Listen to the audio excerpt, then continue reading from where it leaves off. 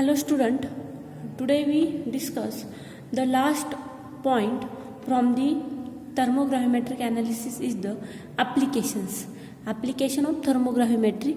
There are number of application of thermogravimetric, that is automatic thermogravimetric analysis, then evaluation of gravimetric precipitate, evaluation of suitable standard, then testing of purity of sample, then determination of organic compound. These are some applications of the thermogravimetric.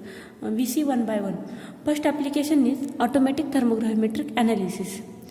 In automatic thermogravimetric analysis, we can carry out the analysis of certain binary or ternary mixture in one simple operations with the reasonable accuracy. आपण एकाच वेळेस binary किंवा ternary mixture असेल तर त्या मिक्सचरचं आपण एकाच वेळेस आपण त्याचं ॲनालिसिस करू शकतो आणि त्याची ॲक्युरेसी ही जास्त असते. जसं की त्याच्यासाठी जर प्रोसेस बघितली तर त्या आपण काय करणार आहे, त्या क्रुसिबलमध्ये थर्मोबॅलन्समध्ये जे क्रुसिबल असेल ते रिमूव्ह करून घेणार.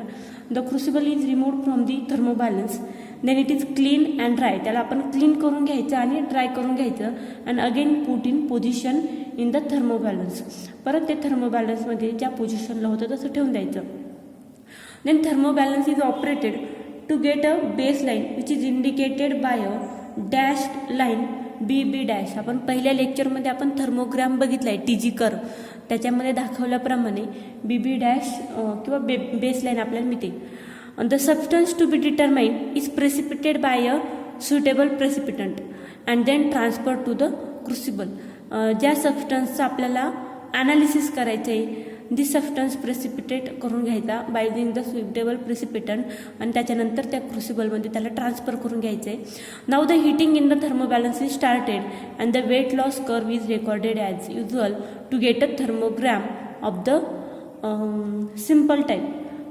तुम्हाला बुकमध्ये मी ज्या नोट्स पाठवल्या आहे त्याच्यामध्ये तो थर्मोग्राम तुम्हाला दिलेला आहे. पेज नंबर 2.712 वरती तो तुम्ही बघून घ्यायचा आहे. तर त्याच्यामध्ये तो थर्मोग्राम जेव्हा हीट करतो आपण थर्मोबॅलन्समध्ये त्या सबस्टन्सला, ज्याचं तुम्हाला ॲनालिसिस करायचं आहे, त्याला हीट केल्यानंतर तिथे त्याचा वेट लॉस होणार आणि तो वेट लॉस कर्व तुम्हाला in the form of thermogram तुम्हाला तो मेन आहे. In this thermogram there are 2 horizontal levels D and F G. तुम्हाला तिथे त्या 2 हॉरिझॉन्टल लेवल्स तिथे दिसणार आहे, ते तुम्ही बघून घ्यायचे आहे.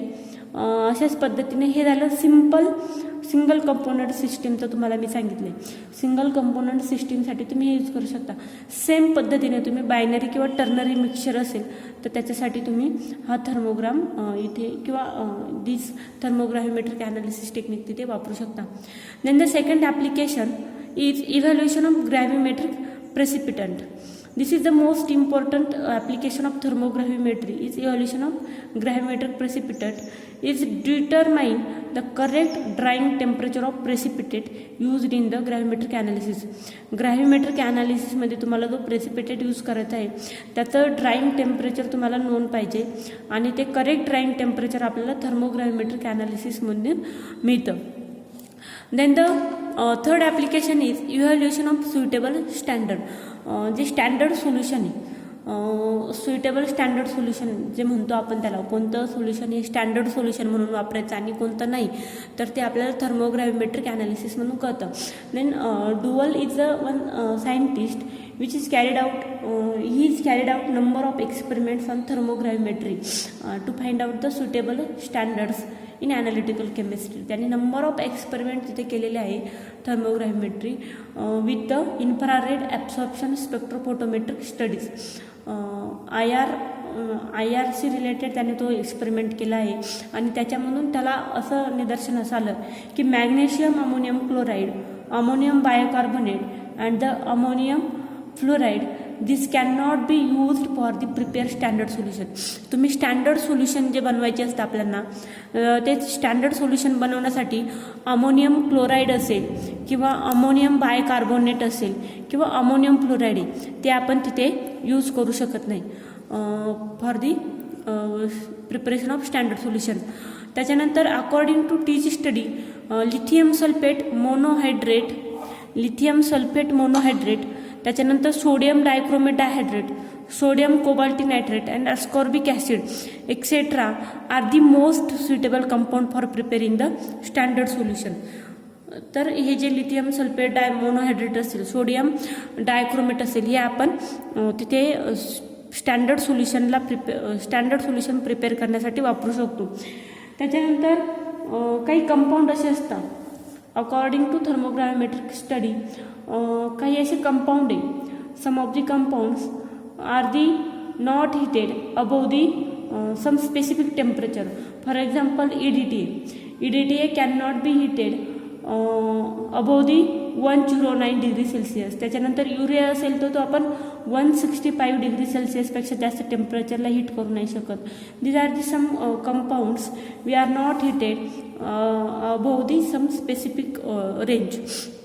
त्याच्यानंतर नेक्स्ट ॲप्लिकेशन आहे testing of purity of sample.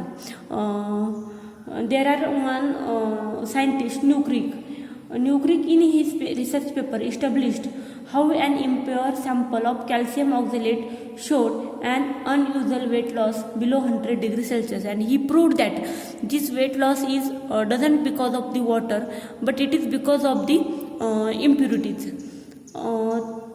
त्याच्या म्हणण्यानुसार when calculation were carried out, जेव्हा ते कॅल्क्युलेशन्स केले गेले, it was observe that the weight loss was not due to the absorb water but due to the some इम्प्युरिटीमुळे तो त्याचं वेट वाढलेलं होतं ज्या कंपाऊंडचं, त्याच्यामुळे तो वेट लॉस झाला आहे, ना की वॉटरमुळे. त्याच्यामुळे this is the thermogravimetric analysis as an analytical tool. The thermobalance can be used in determining the purity of various substances and this can be illustrated by the considering this example. मी मगाशी जे example सांगितलं new क्रिक न्यूक्रिकचा research, त्याच्यावरती त्याने जो research केलेला आहे weight loss जो कशामुळे होतो तर तो वॉटरमुळे न होता तो इम्प्युरिटीमुळे होतो. Then Curie point determination. Next application is the Curie point determination. If a ferromagnetic material is kept on a thermobalance with the pole of a magnet above the sample, the TG balance will show the weight which will be the less than the actual weight. जर ferromagnetic material तुम्ही थर्मोबॅलन्समध्ये ठेवलं आणि with the pole of magnet above the sample, then the TG balance will show the weight show the weight which will be less than the actual weight. आणि हे कशामुळे होतं तर तुम्हाला क्युरी टेम्परेचर कळायला पाहिजे पहिले. In the TG curve the temperature at which the thermogram shows an increase in weight is the Curie temperature of this substance. Increase in weight होतं म्हणजे त्या ज्या टेम्परेचरला थर्मोग्राम वेट इन्क्रीज होताना दाखवतो तर त्या टेम्परेचरला काय म्हणायचं, त्या सबस्टन्सचं क्युरी टेम्परेचर म्हणायचं. आलं लक्षात? ठीक आहे. For example ferromagnetic material lose their magnetism on heating at exactly reproducible temperature on the Curie point. A range of metals or alloy with Curie point between 150 degree Celsius and 1000 degree Celsius is available. If suitable ferromagnetic calibration standards are placed in the sample pan of the balance and a large permanent magnet is placed below the pan, the sample will experience a downward attraction leading to an apparent increase in weight. त्याच्यामध्ये weight काय होणार आहे, तिथे increase होणार आहे. इथे हा thermogram. This is the alumel, this is the nickel, then perk alloy iron आणि हिसॅट 50. तर ॲल्युमेलचं क्युरी टेम्परेचर किती 163 डिग्री सेल्सिअस. इतक्या टेम्परेचरला त्याचं वेट परत इन्क्रीज होताना दिसेल. त्याच्यानंतर निकेलचं 354 डिग्री सेल्सिअस आहे, पर्कोलॉयचं 596 डिग्री सेल्सिअस आहे, आयर्नचं 780 डिग्री सेल्सिअस आणि हायसॅटचं 1000 डिग्री सेल्सिअस टेम्परेचर त्याचं क्युरी टेम्परेचर आहे. At the Curie point the loss of the ferromagnetism will be reflected by an apparent loss of weight, enabling the temperature experienced by the balance pan to be accurately known. हे जे Curie temperature आहे, this is the Curie temperature shows. Curie टेम्परेचरमुळे आपल्याला काय मिळतं तर तिथे त्या जो सबस्टन्स असेल त्या सबस्टन्सचं तिथे त्या टेम्परेचरला त्याचं वेट इन्क्रीज होतं आणि this is the Curie temperature. By using the टीची study we can also study the transition from one ferromagnetic form to another. Again, this technique can also be used to study the thermal effects on induced magnetism and the evaluating the effects of heat on the ferromagnetic material. This is the application of TG curve in Curie point determination. Then next application is the organic compound. Many organic compounds have been studied by using the TG using the derivative graph. For example, the malonic acid. Malonic acid was studied by the DTA and TG technique, and it was found that a phase transition occurred in the region of 70 degrees Celsius with a melting at about 140 degrees Celsius followed by the decomposition above 150 degree Celsius. म्हणजे आपल्याला जेव्हा तुम्ही मॅलोनिक ॲसिडचं तुम्ही study करणार आहे, then it was found the phase transition occurred in the range 70 degree Celsiusला आणि जवळपास त्याची मेल्टिंग होते 140 degree सेल्सिअसला and the decomposition starts at the 150 degree Celsius or the above 150 degree Celsius and the process of thermal degradation may be put as त्याच्यामध्ये आपल्याला तिथे COOH COOH म्हणजे malonic acid give the carbon dioxide plus acetic acid. Then the another application for the thermogravimetric analysis is the determination of the purity and the thermal stability of primary and secondary standard used in the titrimetry. Then the next application is thermal decomposition of the organic and inorganic and polymeric compound can be studied.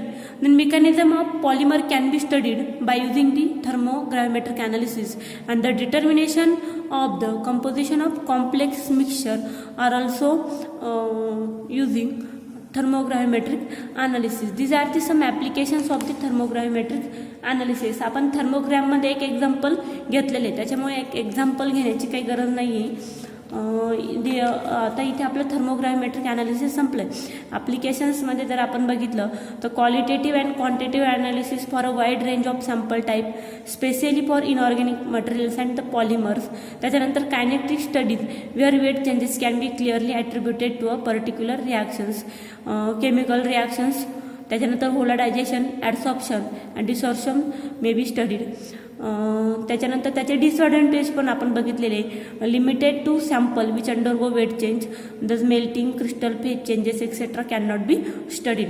आपण त्याच्यामध्ये melting होणं किंवा crystal phase जे आपण change करतोय त्याच्यामध्ये आपण त्याचा स्टडी नाही करू शकत. फक्त वेट चेंज, वेट लॉस किंवा वेट इन्क्रीज जिथे होतं तेच आपण फक्त स्टडी करू शकतो. Complex thermal traces are often difficult to interpret.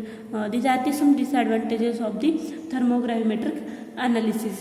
In next lecture we start the next thermal method is the DTA, means differential thermal analysis. Thank you.